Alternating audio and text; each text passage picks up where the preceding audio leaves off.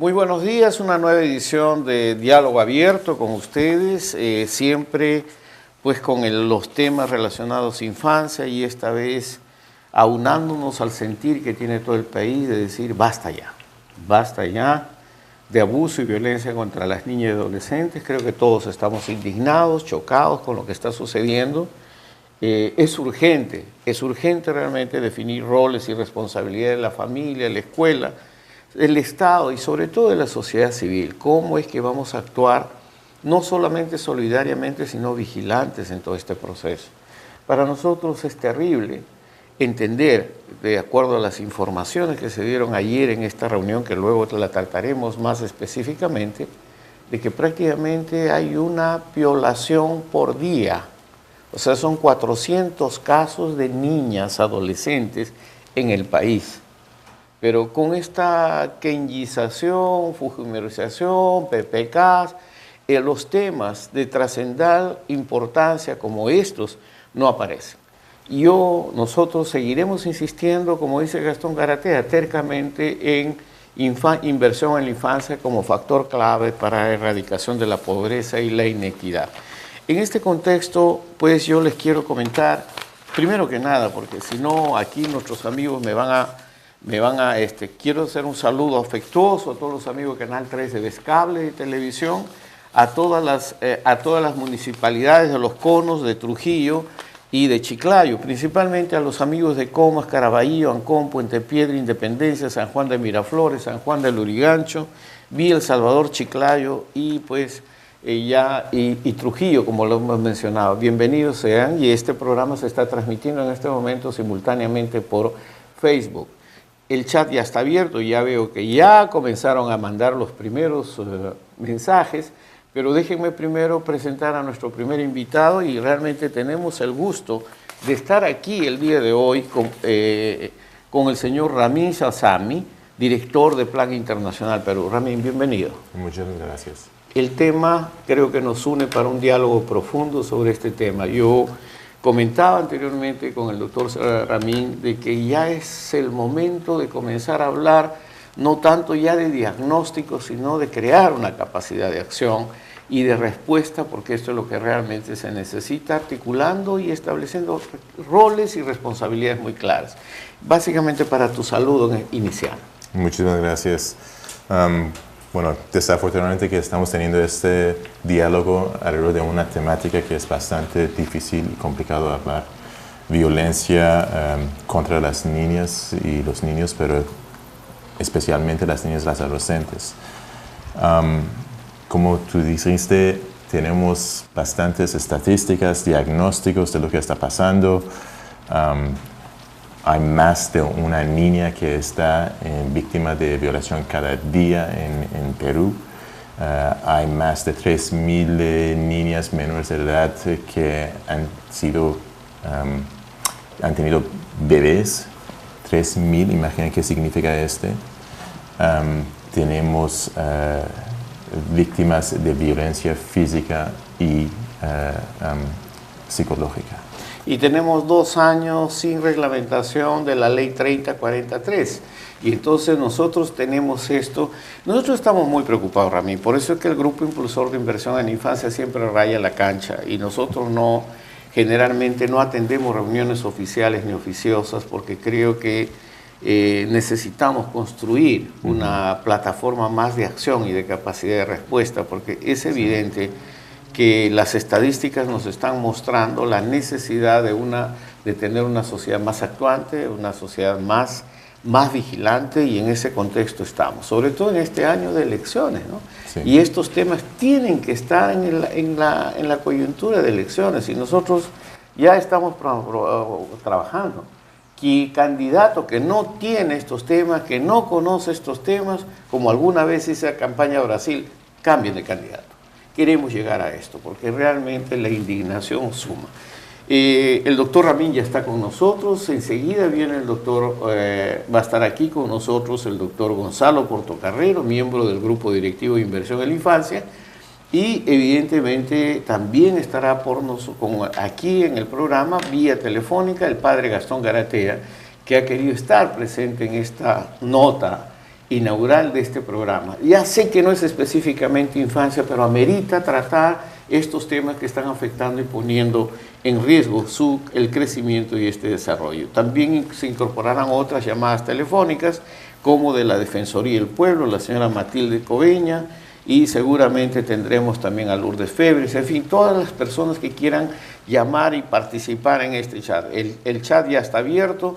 Tengan paciencia, vamos a leer esto, ya tenemos más de 7 mensajes, pero vamos a retomar esto inmediatamente. Entonces vamos directamente con lo que ha sucedido el día de ayer. El día de ayer, pues se creó una instancia nacional para promover la protección y seguridad de los niños, niñas y adolescentes. La nota dice trabajar una estrategia articulada entre todos los entes del Estado y la sociedad civil que permitan ser más efectivos en la prevención. Evidentemente ustedes ven ahí a los protagonistas, está el ministro de Educación, la ministra de la Mujer, está el ministro del Interior, está el presidente del Poder Judicial, el fiscal de la Nación, representantes de nuestros amigos de la mesa, está también Save the Children, estuvo UNICEF y tal, ANAR, en fin, todos ellos. El dato base es que el 70% de las víctimas de violencia sexual son niñas y adolescentes. Este dato no lo conocemos ayer ni hoy, este dato está siempre. Entonces, esta es un poco la visión crítica que nosotros tenemos respecto a esta situación. O sea, básicamente que realmente acá hay una política un poco más reactiva, más mediática. Tiene que ocurrir un accidente, entonces corren todos los medios, todos los canales de televisión y aparecen todos los ministros, todos los niñólogos a dar una opinión sobre el diagnóstico. Y realmente queremos hacer un seguimiento más claro con respecto a estos acuerdos que se han tomado el día de ayer, y es el desarrollo integral, dicen, de la educación sexual en los colegios, principalmente en el nivel secundario. Se busca que los estudiantes sepan que la sexualidad debe desarrollarse en una medida plena y responsable. Consejería para los padres, tutores, maestros y orientación que permita que los estudiantes puedan conocer y distinguir las conductas de riesgo vinculadas a la violencia. Convocatoria al Colegio de Psicólogos y a las facultades de psicólogos para que puedan visitar los colegios y los lugares. Relanzamiento de las brigadas escolares con la participación de padres de familia auxiliares. Bueno, perdónenme, pero me parece muy bien. Yo creo que nuevamente volvemos a comulgar en la misma iglesia de las buenas intenciones. Y realmente para nosotros, particularmente cuando se forman comisiones de articulación, mesas y todo lo demás, es una forma un poco de, no necesariamente de estar acorde con una reacción inmediata. Hay más de una niña que es violada al día, diariamente. Son informaciones oficiales del Ministerio del Poder Judicial. Solamente se han juzgado 90 casos de 460 en el año 2017. Entonces, si esta es una situación que se presenta, nosotros nos conmovemos. Damos la mejor de las bienvenidas a la formación de esta comisión, pero quisiéramos realmente ver un terreno. ¿Cómo ves? ¿Cómo analizas esto? Bueno, yo pienso que hay muchas cosas en diferentes rangos que uno debería hacer y el Estado debería hacer. Hay cosas en corto plazo que el Estado, también nuestra sociedad, tiene que asegurar. Por ejemplo, cómo cerrar esta brecha de justicia que existe e impunidad que existe también para muchos violadores. Eso es por un lado algo que uno puede hacer lo más pronto posible. Y al mismo tiempo hay acciones a mediano y largo plazo, porque estamos también hablando de cambio de actitudes y comportamientos de personas. Muchas personas, desafortunadamente, por ejemplo, piensan que castigo físico todavía es algo que es correcto. Eso, claro. Pero, ¿qué significa ¿Qué cultura estamos creando? ¿Qué sociedad estamos creando cuando castigo físico está permitido? Este niño vuelve en el futuro con este pensamiento y piensa que pegar a su hermana, a su esposa, está bien. Y piensa que usar su poder contra otra persona es posible. Entonces, hay cosas que hay proyectos, programas que tenemos que tener a mediano y largo plazo, pero la indignación que yo pienso todos tenemos es que ahora necesitamos acciones. Totalmente de acuerdo, Ramí. Yo creo que este era un poco en el mejor sentido que le decíamos. Aquí se dice el qué, pero no dice el cuándo, ni el cómo, ni con quién. Y esto tiene que tener una visión descentralizada. Esto no puede seguir acumulando especialistas, asesores y expertos en Lima. Ya lo hemos demostrado en el caso de la infancia. Ahora, ya sé que ustedes quieren que yo les pase nuevamente la cifra del ENDES 2017, el informe preliminar. Y lo vamos a hacer inmediatamente, pero antes me piden aquí en la producción que recuerde que todavía siguen abiertas las inscripciones al curso ¿Qué debo hacer como alcalde o gestor local para combatir la anemia y la nutrición infantil? La cuarta sesión, como ven ustedes en la fotografía, ¿qué planes y programas se tienen para controlar y eliminar la anemia y la nutrición infantil? Pues participaron estos especialistas, sobre todo nuestra amiga y querida Elena Valdivieso, y por el otro lado el señor Roger Agüero, trabajando un poco sobre los sistemas, el ingeniero Roger Agüero explicando sobre los temas de agua y saneamiento. Hasta el momento son más de 700 personas ya inscritas, el curso es gratuito, es patrocinado por el CEPLAN, UNICEF, que ha contribuido con esto, y estamos en este momento también con el apoyo del MIDIS y del Ministerio de Salud. Esto es bien importante, siguen abiertas las inscripciones, en el intermedio vamos a volver a pasar la información completa del curso. Entonces, ahora sí, antes de irme al corte, te invito, porque me están pidiendo, ya está en las redes sociales, la agencia de noticias Andy, de Noticias de la Infancia ya preparó. Sí, hay un tema que avanzamos y retrocedemos, pero pone en evidencia liderazgo, gestión y descentralización efectiva de programas y acciones vinculadas a la infancia. Este es el informe preliminar del ENDES 2017 y ¿qué les puedo decir? Lamentablemente consigna de que ha subido nuevamente la anemia. Veamos para ustedes.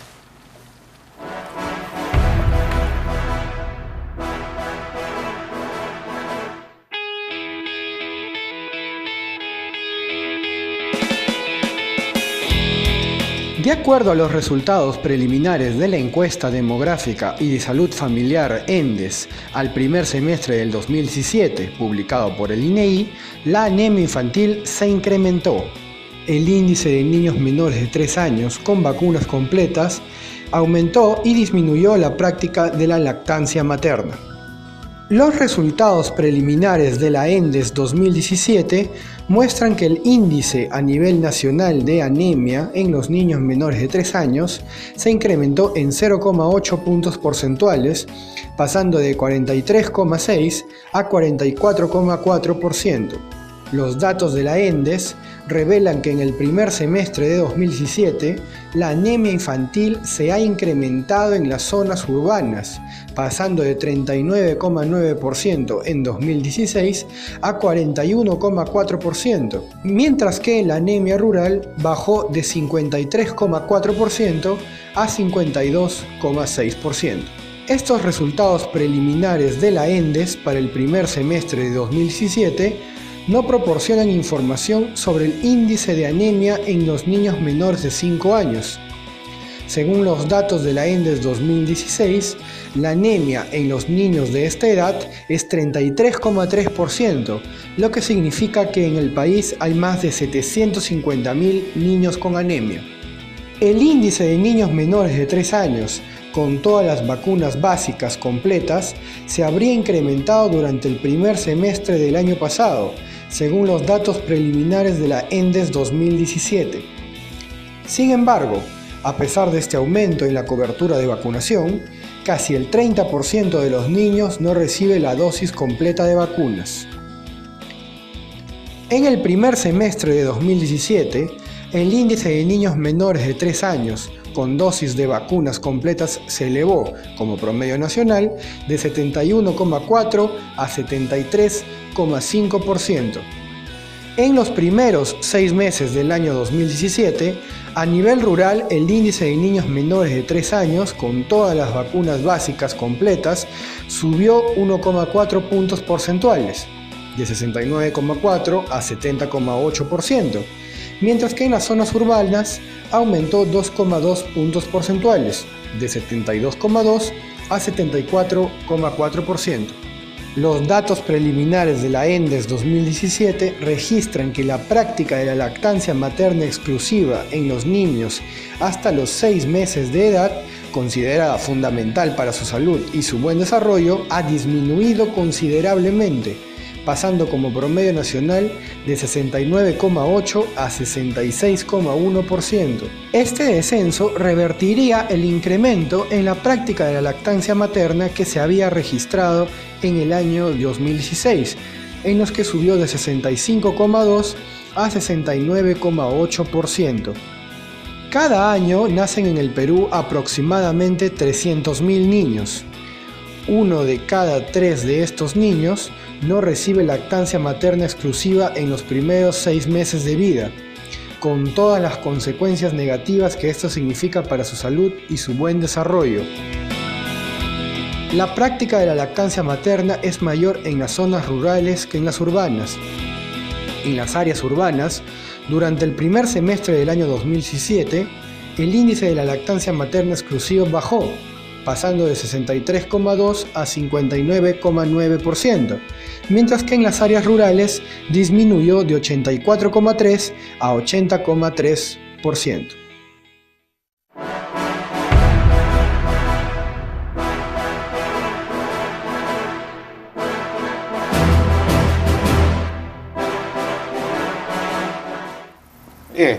Es indignante, ¿no? Yo creo que el problema no son recursos, es capacidad de gestión, respuesta. Y en ese contexto, el día de hoy, pues estamos con este tema. Basta ya de abuso y violencia contra las niñas y adolescentes. Es urgente definir no solamente roles y responsabilidades, sino que se deben establecer plazos concretos para poder generar una capacidad de respuesta.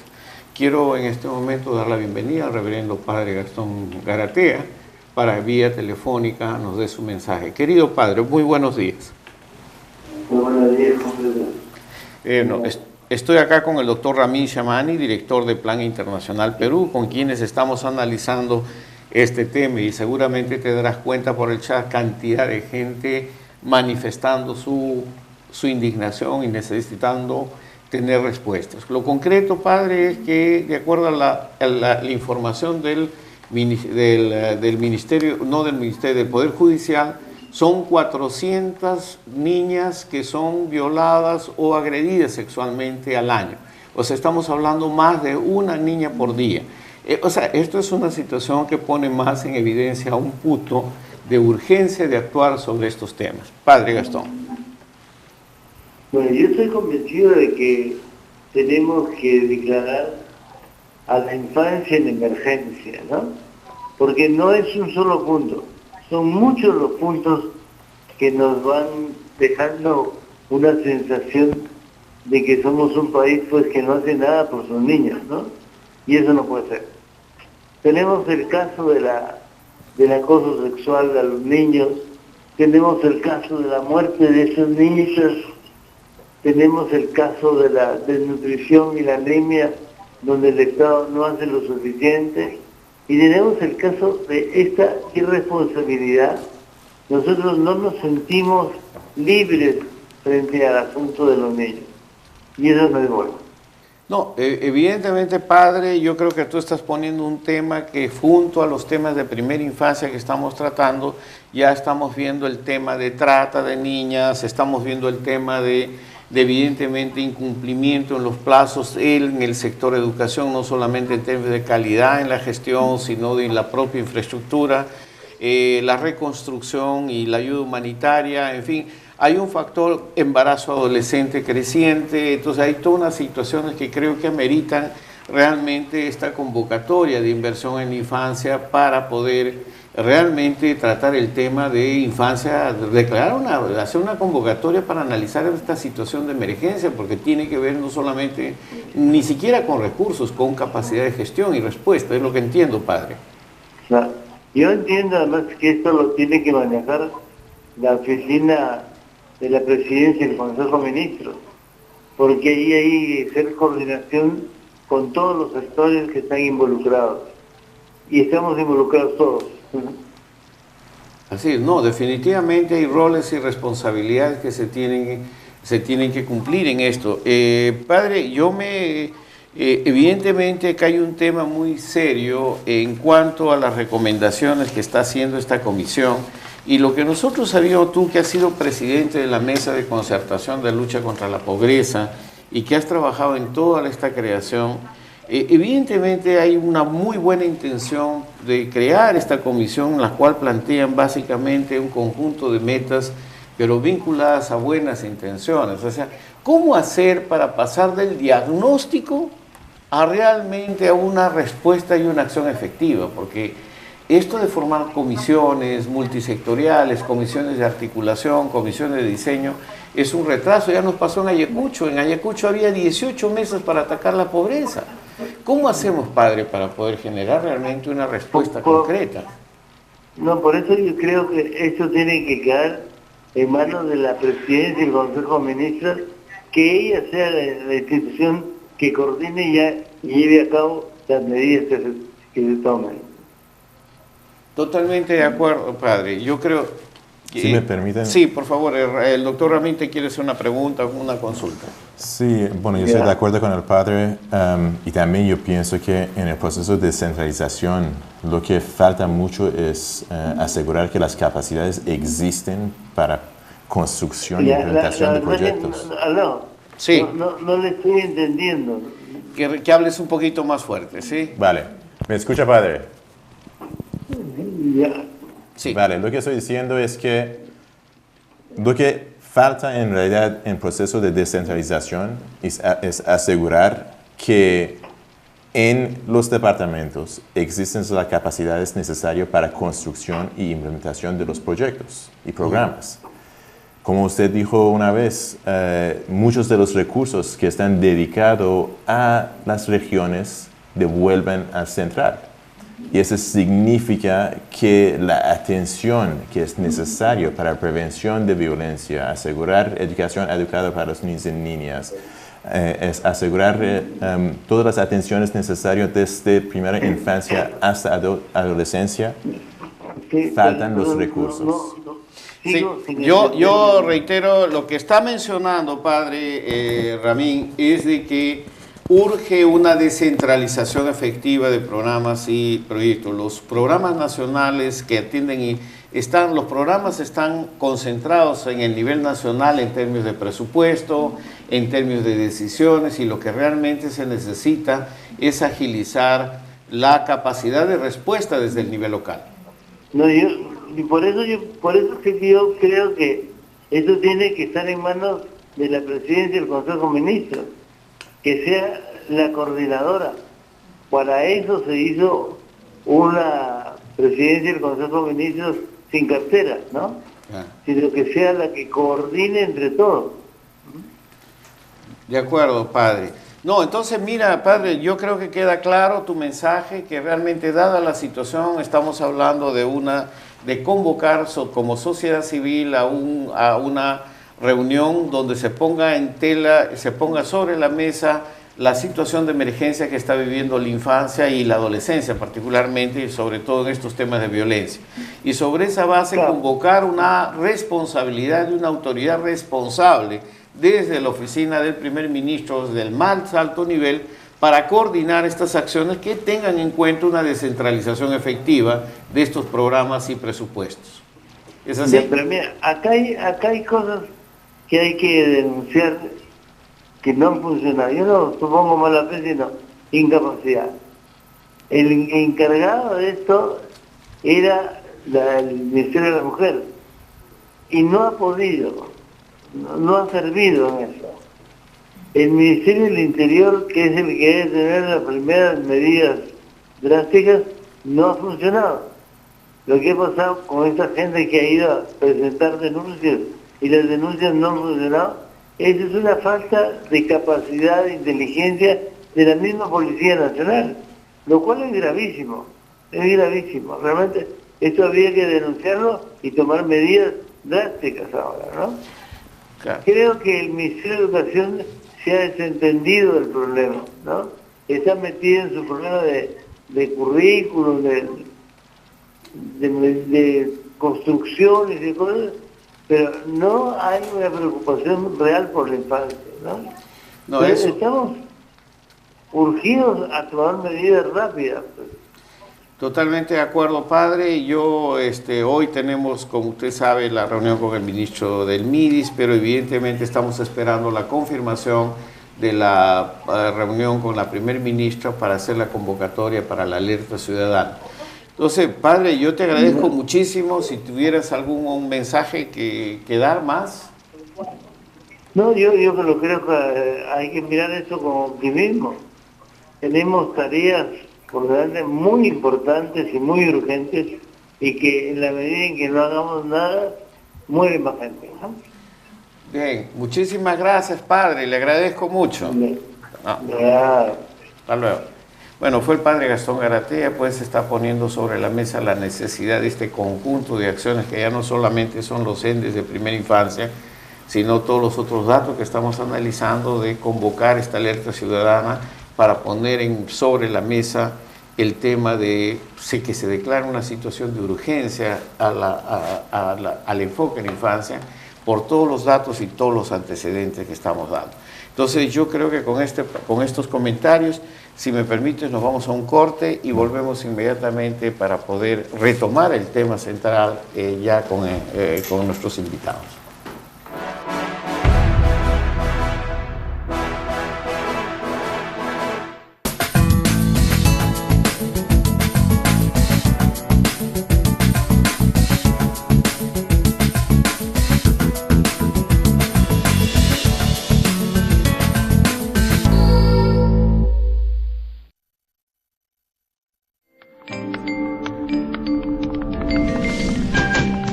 Los equipos de gestión local y municipal, autoridades y organizaciones sociales deben saber lo que pueden y deben hacer para eliminar la anemia y la desnutrición crónica infantil.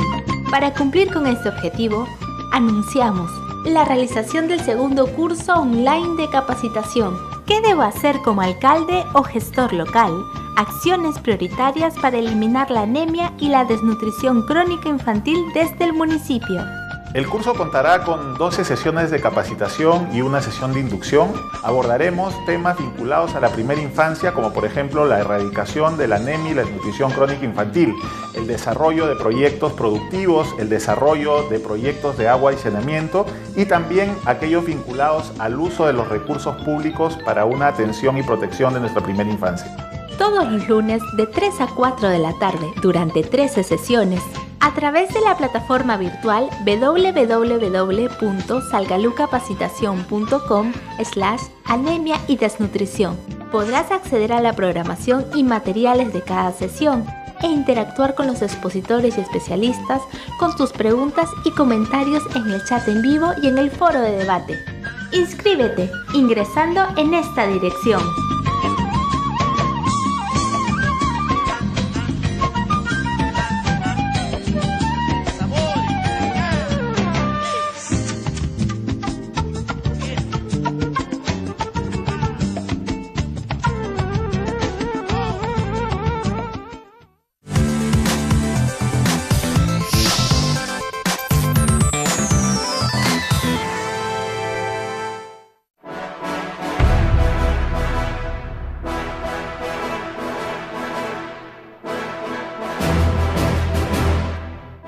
Gracias a los amigos de Facebook que también están participando. Nosotros vamos a ir al chat, pero antes queríamos hacer esta esta pregunta a Ramín, porque todos quieren entender qué está haciendo el plan, porque sabemos que una de las prioridades de acción está fundamentalmente vinculada a la atención a la niña adolescente. Cuéntanos un poco cómo y en qué forma se está desarrollando esto, para hacer un paralelo de qué también podemos potencializar nosotros en términos de este trabajo. Vale.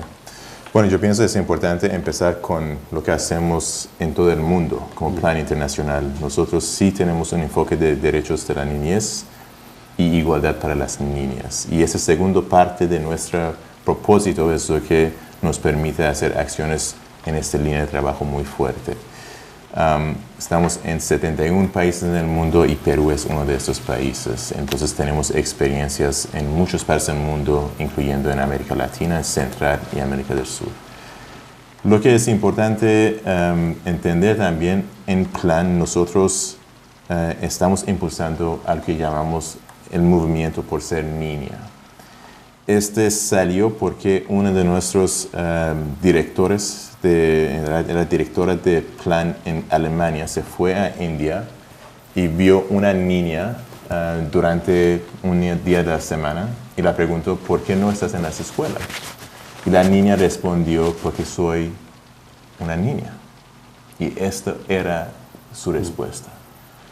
Con este mensaje nosotros empezamos a analizar la situación de las niñas en todos los países donde trabajamos y nos damos cuenta que en realidad la situación es grave en casi todos los países. Que las niñas no tienen las mismas oportunidades, son víctimas de violencia, de abuso sexual, de discriminación. Y estamos mirando en estadísticas que usted dijo esta mañana. Entonces, ¿qué estamos haciendo como Plan? Tenemos diferentes programas y proyectos enfocados a las niñas. Un área es protección y prevención de violencia contra las niñas. Tenemos un proyecto que se llama Ciudades Seguras. Este proyecto estamos implementando en 7 países, 7 ciudades, y Lima es una de esas ciudades. ¿Y en qué parte de Lima? Estamos en Caraballo. En Caraballo. Con este proyecto, exacto. Y este proyecto lo que busca es cómo la ciudad puede tener espacios públicos seguros para las niñas. A nosotros nos gustaría documentar este tipo de experiencias que evidentemente la Agencia de Noticias de la Infancia va a ser un factor importante para elevar estas buenas prácticas. Exacto. Perdón. Y hicimos una línea de base que mostró que la mayoría de las niñas no se sienten seguras ni en su hogar y aún más y menos en lugares públicos. Y en el transporte público tampoco no tienen este sentimiento de seguridad. Entonces estamos trabajando con la Municipalidad de Caraballo para ver qué acciones a nivel gubernamental, sociedad civil, líderes comunitarios podamos tomar para cambiar este pensamiento y esta sensación y la realidad de inseguridad de las niñas. Eso es uno de los proyectos que tenemos. Claro, a nosotros nos parece altamente relevante y hay 2 preguntas que ya llegaron, ¿no? Y que todo el mundo está viendo, la necesidad de tener ejemplos prácticos de qué hacer, cómo responder y no solamente quedarnos en el diagnóstico, ¿no? Exacto. Yo creo, yo soy muy cercano al trabajo con Plan Internacional, porque desde la oficina regional de UNICEF, donde yo fui director de comunicaciones, trabajamos mucho en el movimiento mundial por la infancia, trabajamos en Europa también con la red de Ombudsperson en fin, diferentes lugares, y siempre nos interesó este rol que particularmente había tomado Plan Internacional sobre la especificidad del derecho de las niñas, que no es igual que generalizar. Entonces una niña tiene que tener derechos más específicos y tiene que ser didácticamente mejor enfocado y entendido por ellas mismas, ¿no? Sí. Y yo felicito por esto, porque esto creo que tendría que entrar dentro de, no solamente de un currículum, sino también dentro de una práctica que debería ser más permanente dentro de la cultura, sí, como parte de una acción preventiva también, ¿no? Totalmente. Lo que es necesario es prevención, es que también un cambio de actitudes y comportamientos. ¿Y qué influencia tienen en este momento en su trabajo, por ejemplo, con un Ministerio de Educación? ¿Hay alguna articulación para que esto entre como parte de la currícula?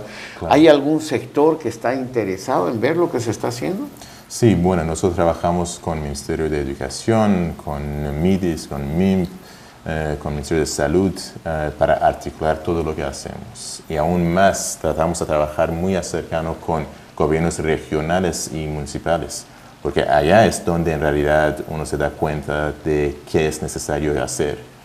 Y lo que hacemos nosotros como organización internacional es tener proyectos que muestran que es posible.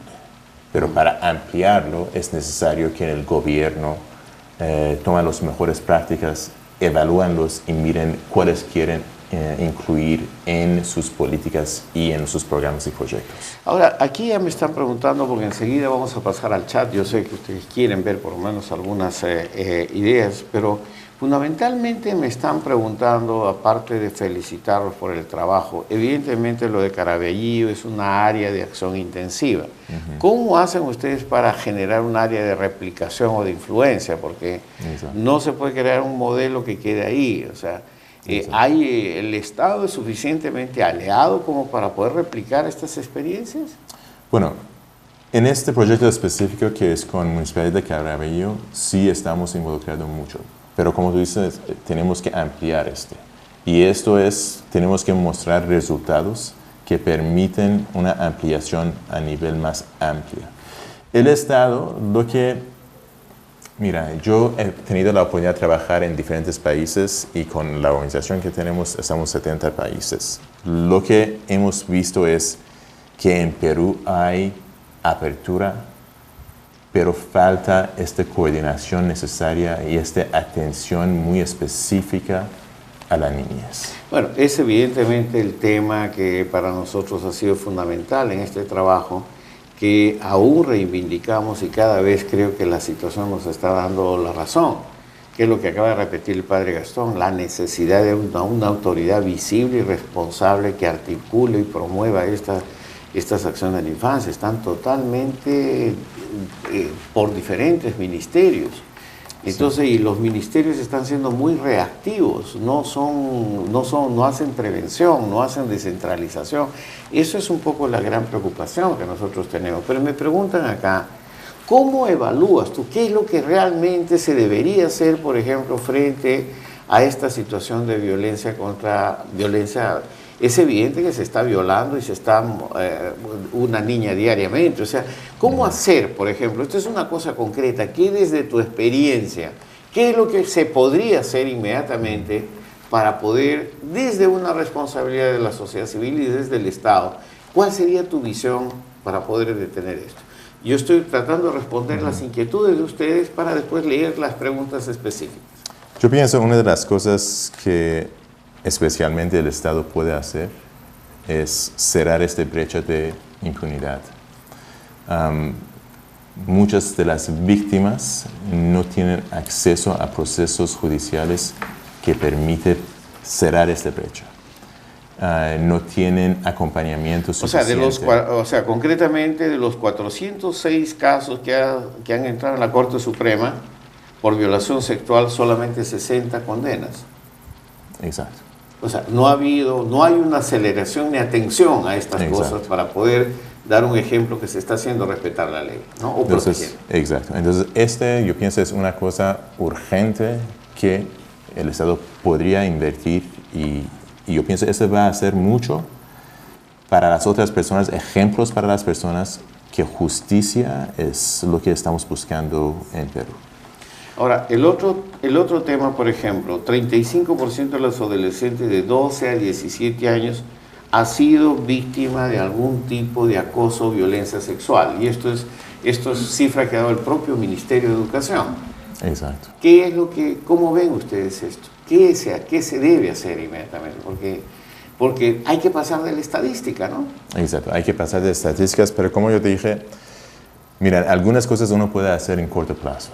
Y otras cosas necesitan atención en mediano y largo plazo. Y esta atención a mediano y largo plazo es lo que es difícil, pero es súpermente importante.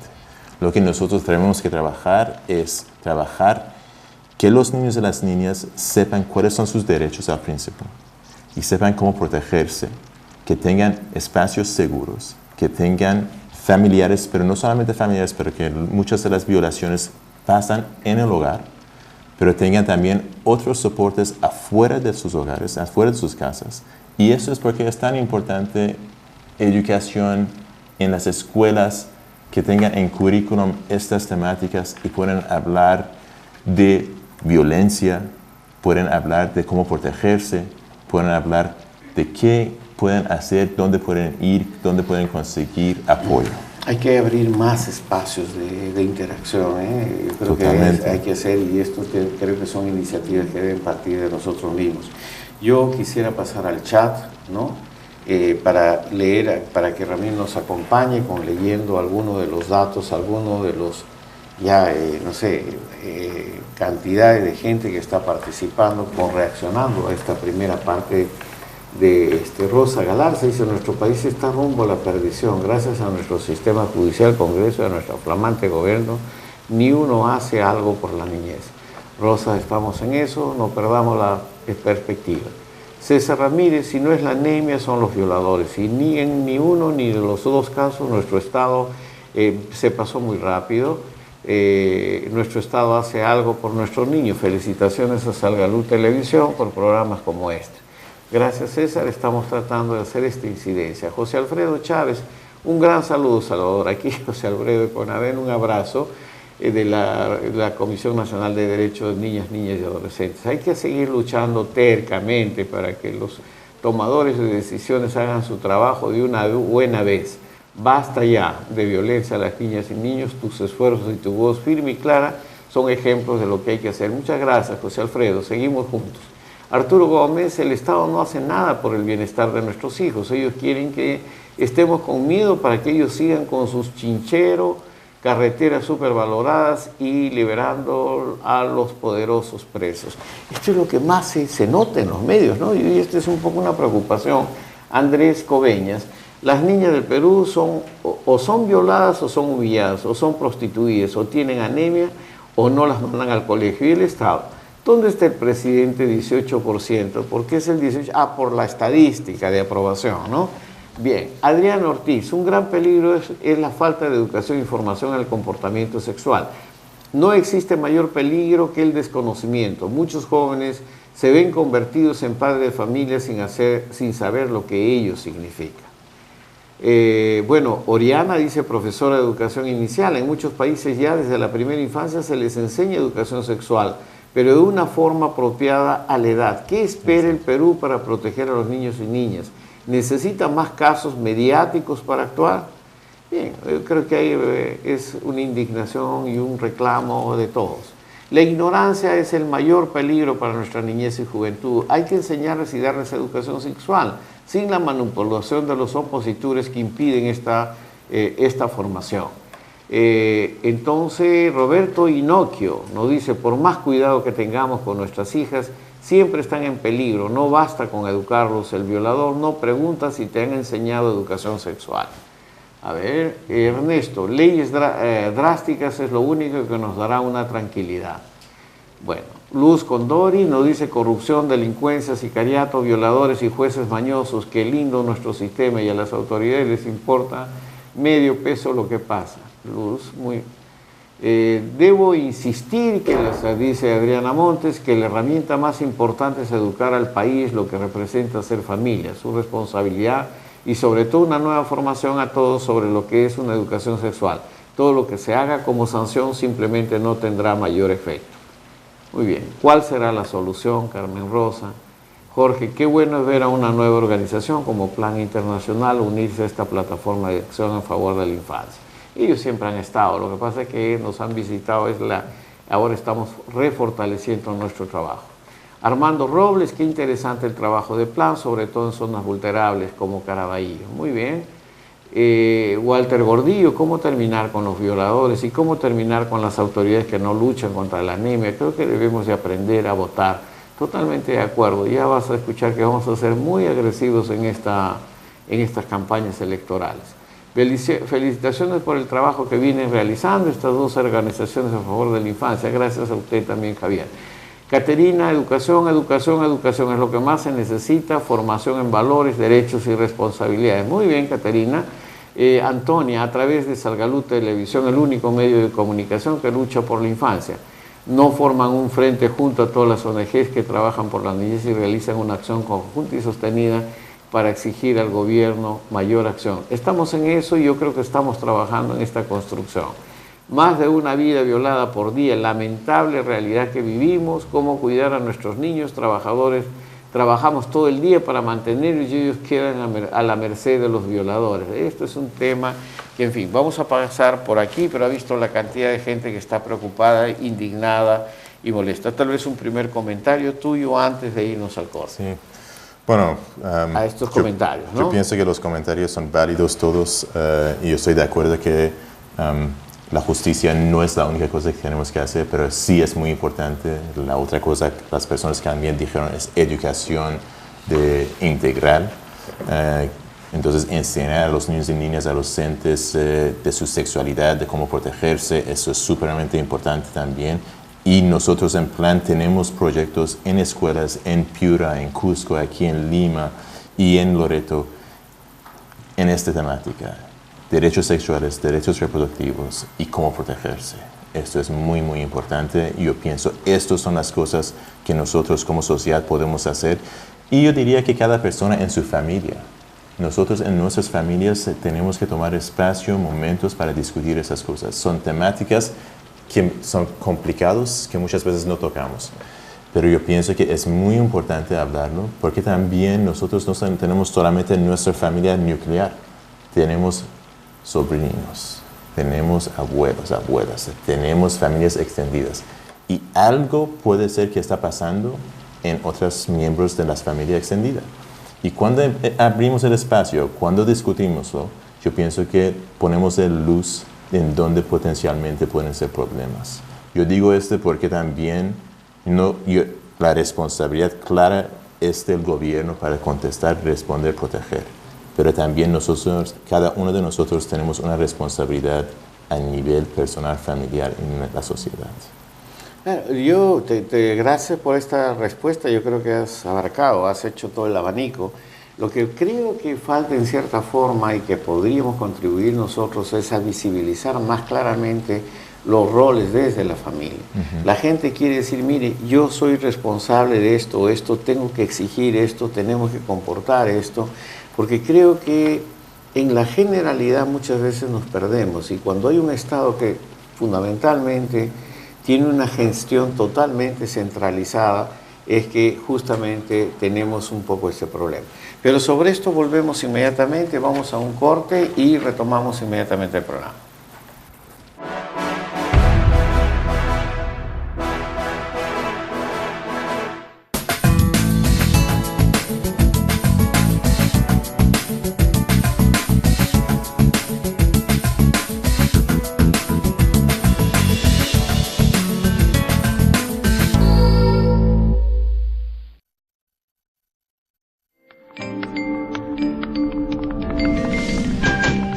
Los equipos de gestión local y municipal, autoridades y organizaciones sociales deben saber lo que pueden y deben hacer para eliminar la anemia y la desnutrición crónica infantil. Para cumplir con este objetivo, anunciamos la realización del segundo curso online de capacitación. ¿Qué debo hacer como alcalde o gestor local? Acciones prioritarias para eliminar la anemia y la desnutrición crónica infantil desde el municipio. El curso contará con 12 sesiones de capacitación y una sesión de inducción. Abordaremos temas vinculados a la primera infancia, como por ejemplo la erradicación de la anemia y la desnutrición crónica infantil, el desarrollo de proyectos productivos, el desarrollo de proyectos de agua y saneamiento y también aquellos vinculados al uso de los recursos públicos para una atención y protección de nuestra primera infancia. Todos los lunes de 3 a 4 de la tarde, durante 13 sesiones, a través de la plataforma virtual www.salgalucapacitacion.com/anemia y desnutrición. Podrás acceder a la programación y materiales de cada sesión e interactuar con los expositores y especialistas con tus preguntas y comentarios en el chat en vivo y en el foro de debate. Inscríbete ingresando en esta dirección.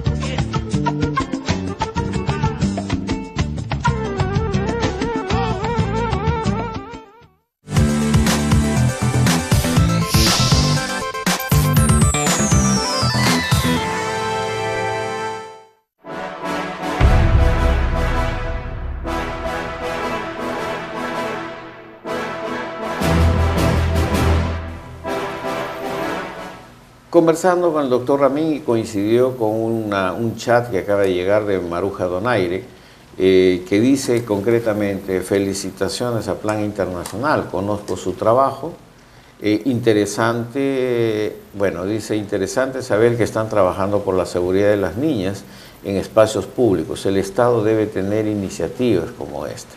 Entonces la pregunta es justamente cómo trascender de la experiencia concreta para poder tener una ira en escala. Sí. Porque creo que la dimensión del problema urge tener respuestas más rápidas, y también nosotros creo que tenemos que tener una responsabilidad de usar nuevas tecnologías, nuevas vías de llegar. Lucas dice interesante, Lucas Chape, ¿no?, nos dice interesante programa. Quisiera saber en qué otros lugares de Perú trabajan y qué temáticas abordan. Mire, hasta el momento con la plataforma multipartidaria que tenemos nosotros y con las plataformas de inversión en la infancia, Algalú Televisión, vía streaming llegamos a todo el país. Esto no quiere decir que tengamos una televisión abierta ni cable abierto, porque nuestro trabajo fundamentalmente es crear y captar gente como usted que va a reproducir el mensaje, ampliar esta cosa y crear redes, entrar en nuestra plataforma, en YouTube, en el canal recoger los videos educativos, materiales, noticias y comenzarlo a reproducir. Evidentemente, en este momento, gracias a Vez Cable Televisión, ellos han solicitado la programación de Diálogo Abierto y la Primera Infancia Primero, y se está transmitiendo los martes y jueves a las 11 de la mañana. Tenemos otras invitaciones a otros medios de comunicación que evidentemente se han dado cuenta que el tema de infancia, el tema de política social, prácticamente los medios no los asumen en la dimensión que nosotros hacemos el análisis. Estamos evaluando eso. Espérennos que vamos a tomar algunas medidas pronto, porque sobre todo en un año electoral como el que se nos viene, necesitamos llegar a mayor cantidad de gente sin abandonar la plataforma de incidencia social y política que hacemos. Gracias, Lucas, por y tal vez en relación a este comentario de Maruja Donaire, que aparte de felicitarte está insinuando cómo hacer para llegar más ampliamente con este tipo de trabajos. Ramín. Bueno, es una muy buena pregunta. Yo pienso que desde una organización como Plan Internacional nosotros tenemos la responsabilidad a mostrar esos resultados y sistematizarlo para que puedan ser ampliados y hacer los vínculos con diferentes ministerios, con el gobierno, para que podían ampliarlo. Pero aún más lo que es importante es la exigencia de la población, y eso es porque las elecciones son tan importantes. Y yo pienso que nosotros tenemos que pensar más allá de solamente una elección, pero tenemos que hacer seguimiento a cumplimiento de los compromisos que tiene el gobierno. Y esto es una tarea que tenemos que hacer a través de sociedad civil, y cada uno de nosotros como personas que vivimos aquí en Perú y amamos Perú y los peruanos, tienen esta tarea a hacer seguimiento, asegurar que los compromisos se vuelven a hechos reales. Porque los ejemplos existen, las buenas prácticas existen. El gobierno también tiene muchos objetivos y muchas tareas, pero está enfocando donde necesita enfocarse. Está enfocando en la niñez, está enfocando en las niñas, está enfocando en prevención de violencia contra las niñas y las adolescentes. Yo pienso, esto es la tarea que queda para todos de nosotros. Totalmente de acuerdo, y sobre esa base yo te quiero hacer una pregunta que hemos tenido un pequeño problema con el doctor Portocarrero, pero ya está llegando enseguida a tener un problema de tránsito, pero vamos a escucharlo de todas maneras con el análisis que él tiene, él que es un especialista sobre todo en estos casos y en estos estudios de violencia. Todos nosotros estamos interesados en escuchar su reacción. Pero, Ramín, hay un punto que has puesto, un poco de la responsabilidad ciudadana, que como tú has visto hay mucha gente que quiere saber cómo actuar. Y no necesariamente pues es un UNICEF, un Save the Children o un plan internacional, y no hay necesidad de estar en Safe o plan, etcétera, para poder organizarse. Exacto. Para nosotros como Inversión en la Infancia, que es una iniciativa ciudadana de incidencia social y política, Para nosotros ha sido muchas veces muy difícil entender nuestra función porque no hay una cultura de aceptación de estos, de la sociedad civil como tal, pese a que las ODS, las metas de desarrollo sostenible, las 17 metas, establecen como condición principal el incentivar a todas las organizaciones a crear una capacidad de responsabilidad civil y ciudadana como única alternativa de crear, demandar y exigir el cumplimiento de metas y compromisos. Pero muchas veces, Ramín, la gente se queja que la sociedad civil es convocada para salir a la calle con pancartas de la organización que les hace los pósters. Y realmente nosotros hemos sentido, mira, ha sido muy difícil para nosotros, y te lo digo, ministerios pasados, inclusive algunos ministerios de hoy, nos han puesto en spam como inversión en la infancia. No aceptan ni presencia, ni opinión, ni supervisión. La Convención de los Derechos del Niño, que fui parte de todo este proceso, también reivindica no solamente el espacio de voz y opinión de los niños, sino que garantiza el espacio que la sociedad civil debe tener para poder generar, demandar y exigir el cumplimiento de estos compromisos. Cuando hay elecciones, lo que hacemos muchas veces los organismos, nos engañamos y llamamos a los candidatos, agarran los niñitos, firman papeles que nadie los lee, ni siquiera los cumplen. Entonces quedan unos vacíos de compromiso que son importantes. Y yo creo que por lo menos en esta etapa donde nosotros tenemos elecciones municipales y regionales, y sabe Dios qué va a pasar con este gobierno también, o sea que es una coyuntura que definitivamente nos afecta en términos de las prioridades. Fíjate, ya pasó de la agenda a la violación. ¿Qué se necesita? ¿Otra violación para que nuevamente pues, aparezcamos nuevamente en términos de la agenda política mediática? Ya pasó. Entonces, esto es un poco, ¿qué hacer para realmente incentivar realmente la formación de capacidad desde, ¿cómo te puedo decir?, del Putumayo, que una sociedad civil pueda demandar a su alcalde, oye, ¿cuál es la anemia? ¿Por qué no estás cumpliendo? No hay ahí SAFES, no hay plan, no hay UNICEF, hay sociedad civil. ¿Cómo realmente invertimos en esta capacidad de socializar información, conocimiento y sobre todo vigilancia? Este es un poco, te hago con la experiencia que tienes, son muy pocos países que han consolidado todavía esto, tal vez Brasil en alguna etapa, sí, pero después otros países no lo he visto. Es una muy buena pregunta y es una situación complicada aquí en Perú en realidad. Tienes razón que Brasil es uno de los países que ha podido fortalecer su sociedad civil bastante. Yo diría, aunque no aparece, también Colombia ha podido hacerlo. Sí. ¿Y cómo lo han hecho y cuál es la diferencia en realidad? Es que los gobiernos en esos países, y también yo diría nuestro vecino Chile también ha hecho tienen procesos, mecanismos de inversión en sociedad civil. Y la población también invierte, da recursos a sociedad civil, a organizaciones pequeños, medianos, grandes, para hacer ese trabajo. Porque yo pienso que sin una sociedad civil que es fuerte, que está atrás de esas temáticas, que está vigilando el cumplimiento de los compromisos, que está poniendo en plazo proyectos y mejores prácticas, mostrando mejores prácticas, vamos a tener problemas avanzar en estas temáticas. Entonces, la inversión del Estado, de población mismo, es muy importante en estas organizaciones que son parte de sociedad civil.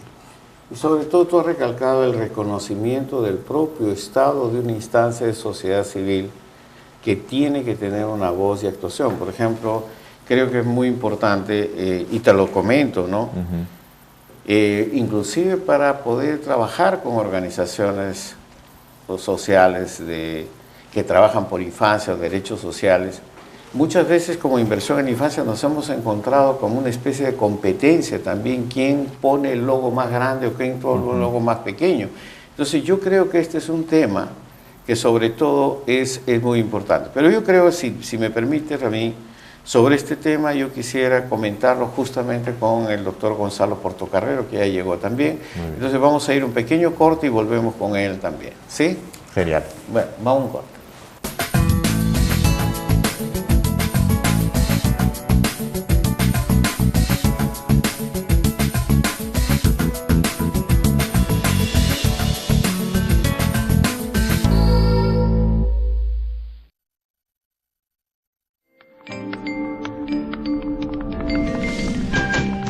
Los equipos de gestión local y municipal, autoridades y organizaciones sociales deben saber lo que pueden y deben hacer para eliminar la anemia y la desnutrición crónica infantil. Para cumplir con este objetivo, anunciamos la realización del segundo curso online de capacitación. ¿Qué debo hacer como alcalde o gestor local? Acciones prioritarias para eliminar la anemia y la desnutrición crónica infantil desde el municipio. El curso contará con 12 sesiones de capacitación y una sesión de inducción.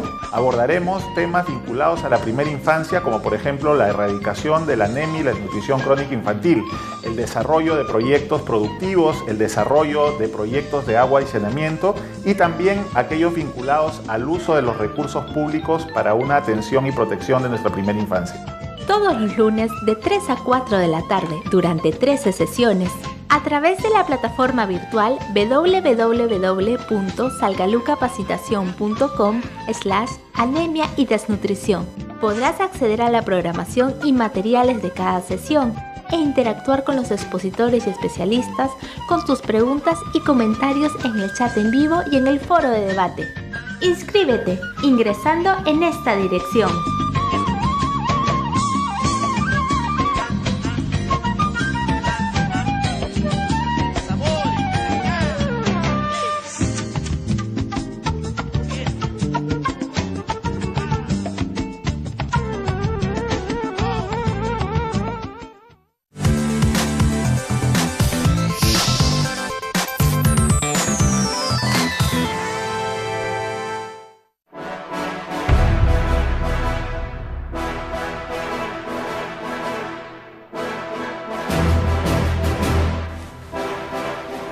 Bien, se unió con nosotros, ya está con nosotros aquí en el set, nuestro querido doctor Gonzalo Portocarrero, quien es sociólogo y docente y miembro del Grupo de Inversión en la Infancia.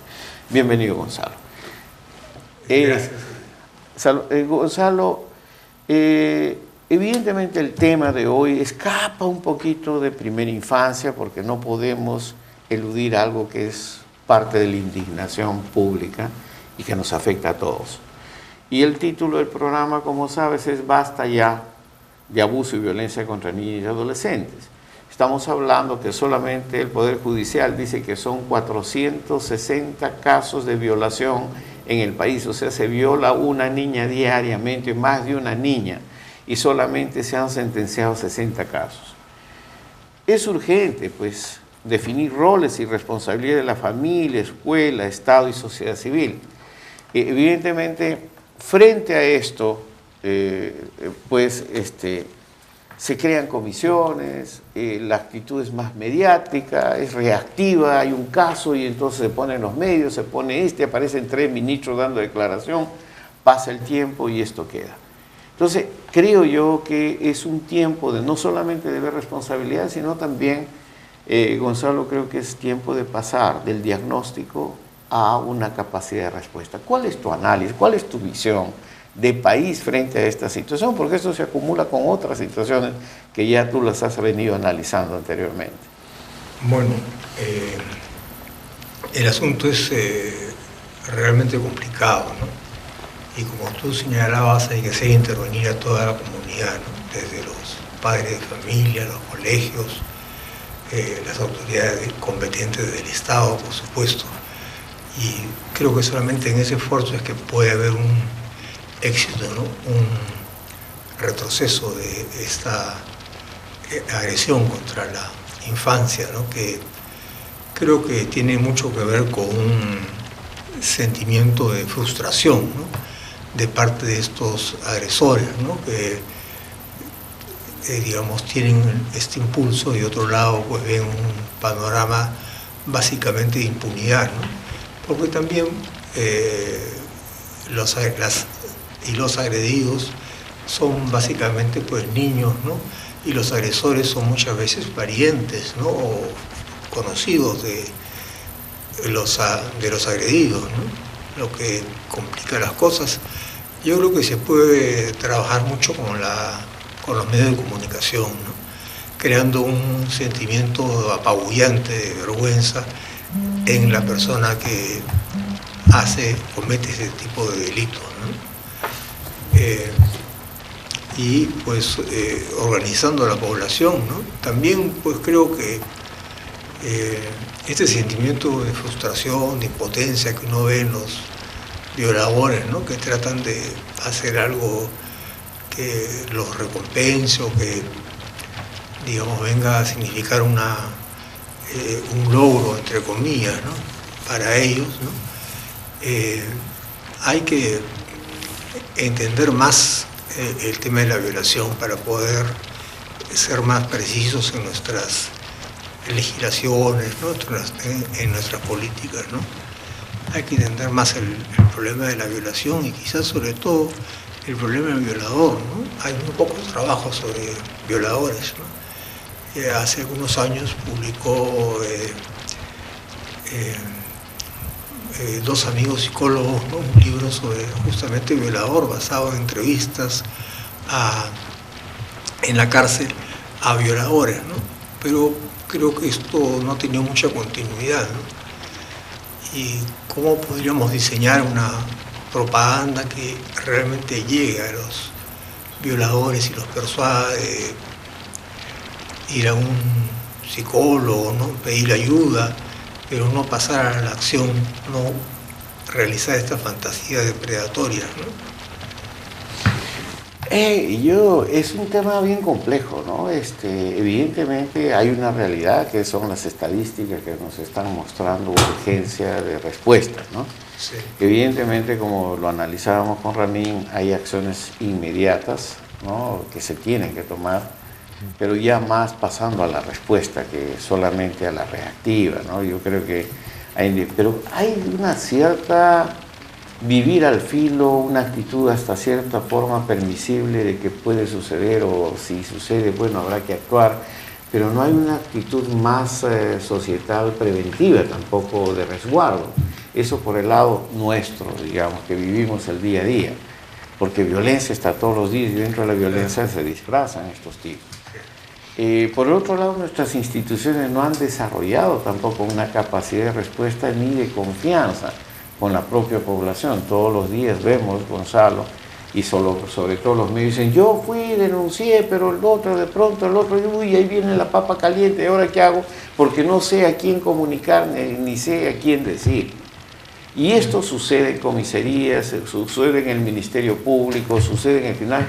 Entonces hay toda una situación un poco, una red un poco perversa alrededor de respuestas concretas que la población necesita o el sistema de protección que necesita ponerse. No sé, estoy reflexionando en voz alta. ¿Qué se puede hacer como inmediato? O sea, porque realmente lo que menciona esta comisión que se ha instalado ayer son deseos de hacer cosas, vamos a hacer tal cosa, vamos a hacer una comisión, lo hablo como buena intención, pero ¿qué es lo que realmente podemos hacer, ¿no? Yeah. Bueno, yo creo que el momento actual es muy oportuno, ¿no? Porque se han acumulado tal cantidad de casos de violaciones que hay en la conciencia colectiva, ¿no? Una urgencia por hacer algo, ¿no? Yo creo que una cosa con la cual se puede empezar es con una campaña en los medios de televisión, ¿no? Que ya hay, pero intensificarla, ¿no? Y dirigirla sobre todo a los presuntos violadores, ¿no? No solamente hablando de las sanciones, ¿no? Que acarrean los actos que cometen, sino también de cuáles son las raíces psicológicas, ¿no? Cómo poder contener este impulso depredador, ¿no? Entonces, la campaña en los medios de comunicación me parece muy importante, ¿no? Y en lo que es el aspecto más jurídico, pues, ¿no? Ya se han elevado las sanciones y Lo que sucede es que muchas violaciones no son reportadas también, ¿no? Porque son cometidas por el entorno familiar, ¿no? Acabamos de ver lo de el embarazo, ¿no?, de una niña por su hermano unos años mayor, ¿no? Entonces, todo esto tiene que también llevar a que los cursos de educación sexual, ¿no?, estén ya en los primeros años, ¿no?, para que los niños sepan cómo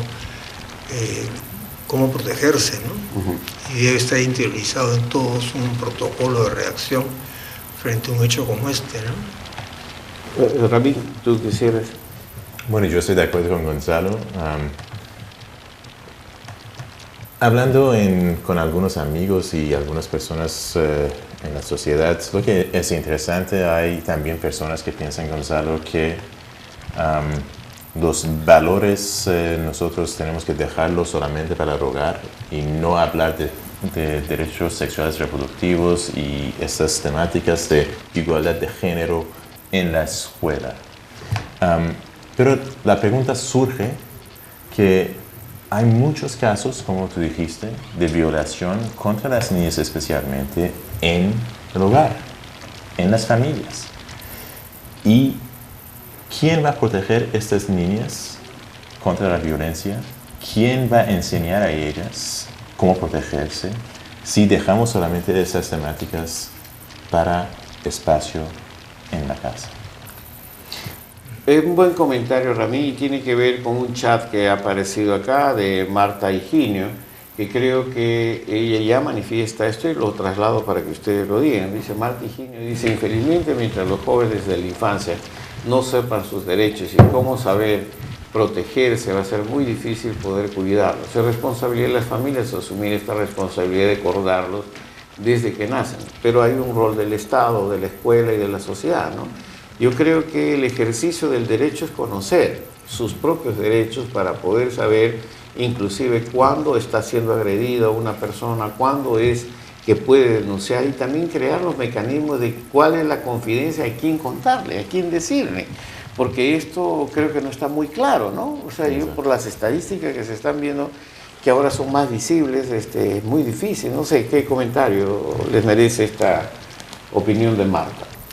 Yo creo que los niños tienden a culpabilizarse de la agresión que sufren, ¿no?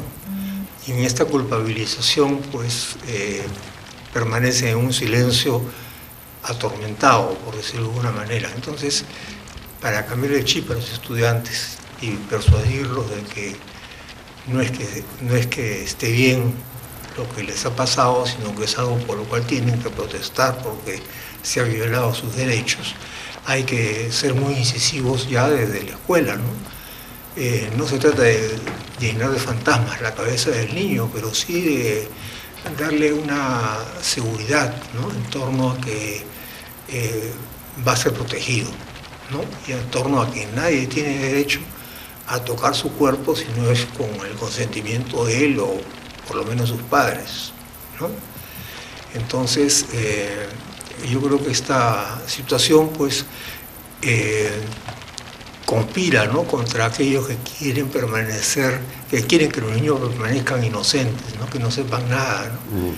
Porque justamente esta inocencia, esta ignorancia de los niños sobre el tema los convierte, pues, en objetos de presa, ¿no? Es contraproducente, ¿no? Estamos en un momento en que la educación sexual es absolutamente necesaria, ¿no? Totalmente. Y yo creo que evidentemente el ejercicio del derecho parte por conocer el derecho de tener derecho, ¿no? Desde la escuela y desde la familia, ¿no? Sí. Perdón, ¿Ramín? No, yo estoy totalmente de acuerdo. La otra cosa que yo pienso es un nivel de capacitación a los docentes, a los gerentes en las escuelas, sistema educativo, de cómo abordar y manejar esas temáticas. Porque no son temáticas que son fáciles abordar, no son temáticas fáciles de cuando también surgen, cómo van a responder. Porque si no hay una respuesta adecuada, entonces las niñas y los niños también se sienten aún más frustrados y no tengan confianza en qué y con quién pueden reportar y tener protección. Entonces, esto yo pienso también es un área muy, muy importante, porque sí hemos tenido casos y situaciones que los niños manifiestan sus preocupaciones, pero no hay a nivel, tampoco en las escuelas necesariamente, no quiero generalizarlo, pero han sido situaciones que aún así no han tenido una atención adecuada.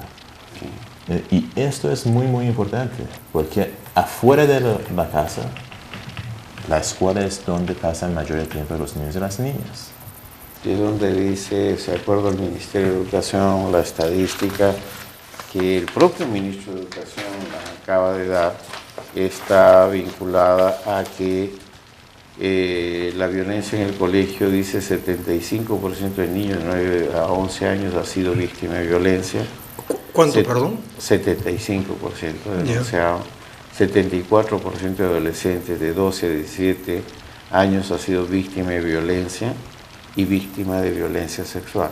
Entonces estamos hablando de una situación que se está dando. Sí, pues. Hay vacíos, Gonzalo, de entendimiento de rol y responsabilidades para poder hacer frente a esto.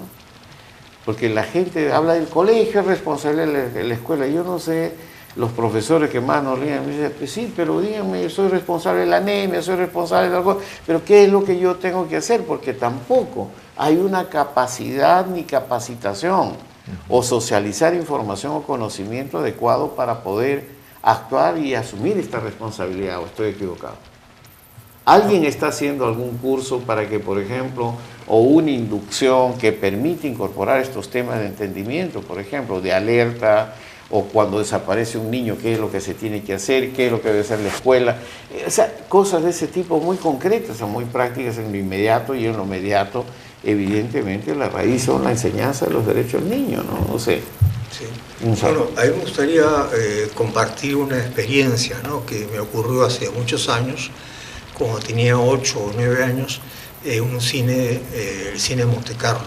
Resulta que me siento con mi primo, ¿no?, y se me sienta al costado, cuando había un espacio muy amplio para sentarse, ¿no?, un señor mayor, ¿no?, y apenas empieza la película me pone su mano en mi muslo izquierdo.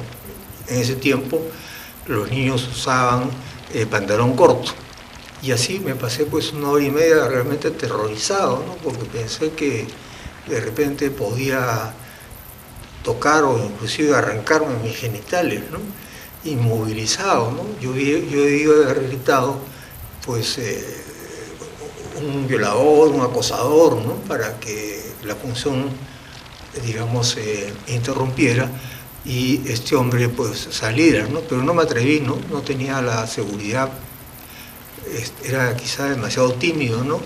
Y por supuesto no se lo conté a nadie, ni a mis padres, porque me da vergüenza.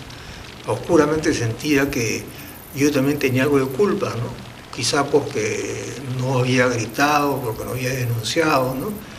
Entonces yo creo que situaciones como esa pues hay a montones y no deben repetirse. Entonces, ¿cómo educar al niño para que sea capaz de gritar, de denunciar, ¿no?, en vez de sumergirse, digamos, dolorosamente, ¿no?, en su mundo interior y rezar para que no le pase nada, ¿no? Eso es una pregunta que puede ser un buen punto de partida para la capacitación, ¿no? Es muy interesante lo que acabas de decir, estás confiando algo que seguramente todos podrían relatar, un poco este tipo de experiencias, y pone pues un poco lo que tú dices, ¿no? O sea, estos mecanismos de defensa, autodefensa, protección, y por el otro lado mirar alrededor quién está al lado mío. ¿Será que el otro me va a entender o será que no toma esto como una cosa normal? O sea, esto creo que tiene que ver un poco con esta política ámbar que ha seguido Canadá también, creo que el Perú también ha ratificado esto de crear un sistema de protección ciudadana en el cual todo el mundo en las primeras horas denuncia, pone en evidencia quiénes son los probables o posibles. O sea, son cosas que ya están dispuestas en mecanismos pero que no se ponen en práctica. Y esto a mí me parece que lo que estás mencionando es parte de cosas que tenemos que ponerlas un poco sobre la mesa, ¿verdad? No sé, ¿Ramín? Sí. Bueno, estoy de acuerdo y exactamente eso es porque organizaciones como de nosotros, Plan Internacional y otros que trabajan en esas temáticas piensan es tan importante enseñar los derechos a los niños y las niñas, pero además asegurar que tienen la capacidad y la confianza, trabajar en su confianza, que pueden denunciar o decir al mismo momento, algo está pasando que no es correcto, no siento cómodo en esto. Y también trabajar con garantes de derechos para capacitarles, para que estén con las capacidades a responder a la situación, a proteger las niñas especialmente, también los niños. Y trabajar con los miembros de la familia, con los padres, con las madres y con la comunidad. Porque, como venimos diciendo, este cambio necesitamos tener a nivel de sociedad. Totalmente. Mira, yo voy a realmente ya por el tema de Ves Cable, que tiene horarios muy establecidos, yo voy a leer un último comentario de Mariana, y este comentario lo hago para que ustedes hagan también, lo retomen y puedan plantear un mensaje final, digamos, de este programa, que no va a ser un programa final. Dice Mariana: proteger a la ciudadanía es responsabilidad de todos, autoridades, comunidades, escuelas, sobre todo la familia. Es urgente comenzar a capacitar a los padres, tutores y profesores sobre lo que representa la educación sexual y evidentemente crear este cordón de protección y de comprensión de su responsabilidad frente a los derechos, ¿no? Y la observancia. Ramín, tu comentario y luego paso a Gonzalo. Bueno, yo estoy totalmente de acuerdo con este mensaje. Es súper importante trabajar con los padres, con las madres, con miembros de la familia, con miembros de la comunidad, lideresas y lideresas de la comunidad, y también con el Estado a nivel local, municipal, regional y el gobierno nacional. Porque esos son los cambios que necesitamos en Perú para que los niños, especialmente las niñas que son más víctimas de violaciones, viven en un país libre de violencia en realidad. No, muchas gracias. Yo en ese sentido, bueno, ratificar, ¿no? Yo creo que hay que usar las tecnologías de información o comunicación. Yo creo que hemos evolucionado y hay que usar los mecanismos donde es posible llegar, donde no era posible llegar por métodos tradicionales. Sí, sí. Creo que socializar información y conocimiento, como lo que hemos hecho, Gonzalo, con anemia, podemos hacerlo también en otros campos. Totalmente. O sea, yo creo que pusimos en la agenda anemia y desnutrición. Ok, eso está avanzando, tiene sus problemas, pero creo que hay otros temas, como por ejemplo esto que nos ofende a todos, ¿no? Sí. Gonzalo, para tu comentario final. Bueno, estoy muy de acuerdo con lo que plantea Ramín, ¿no? Y lo que quisiera en todo caso es reforzar la idea de que el niño tiene que tener una seguridad en torno a tener derechos, una seguridad en torno a que él no puede ser invadido, ni puede ser abordado de una manera que no corresponde, ¿no? Y que está presto para pedir ayuda, para gritar, ¿no? Y creo que esto desgraciadamente no es así, ¿no? Y estas situaciones pues crean traumas, ¿no? Tienen huellas o tienen consecuencias, ¿no? Que pueden durar toda la vida, ¿no? Aunque hayan sido solamente media hora, ¿no? O inclusive menos, ¿no? Consecuencias en términos de quitarle seguridad al niño, ¿no? Y instalarlo en la pregunta ¿por qué yo? ¿Qué culpa tengo yo? Y, digamos, pues impedir entonces o dificultar, ¿no? Un desarrollo personal más satisfactorio.